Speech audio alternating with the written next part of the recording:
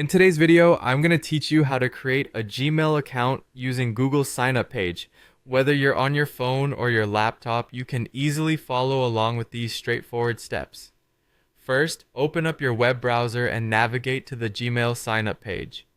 Once you're there, you'll be guided through a few simple fields to get started.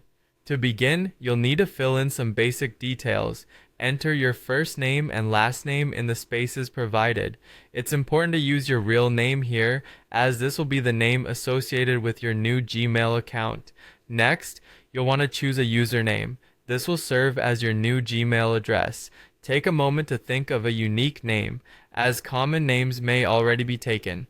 Once you've secured a username, the next step is to create a strong password. Make sure it's a combination of letters, numbers, and symbols to enhance security. Confirm this password before moving on, and when you're ready, click the Next button to proceed. Now, you might see an option to provide a phone number for account recovery. Depending on your device, Google might allow you to skip this step entirely. If possible, try leaving the phone number field blank. However, if a phone number is required, you can choose to use a temporary number or even an alternate email for verification purposes instead. This step is just about ensuring you can recover your account easily if needed. Adding a recovery email is optional, but it's a good idea if you have a secondary email address. This will be useful in case you ever need to recover your Gmail account. You can include this alternate email or leave the field blank if you prefer. Following that, you'll need to input your date of birth and select your gender. These details help Google to personalize your experience and ensure you meet their age requirements.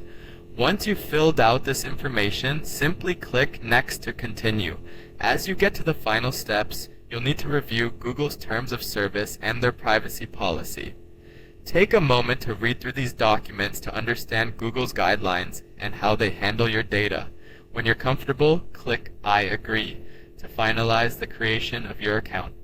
And there you have it. Your brand new Gmail account is ready to use.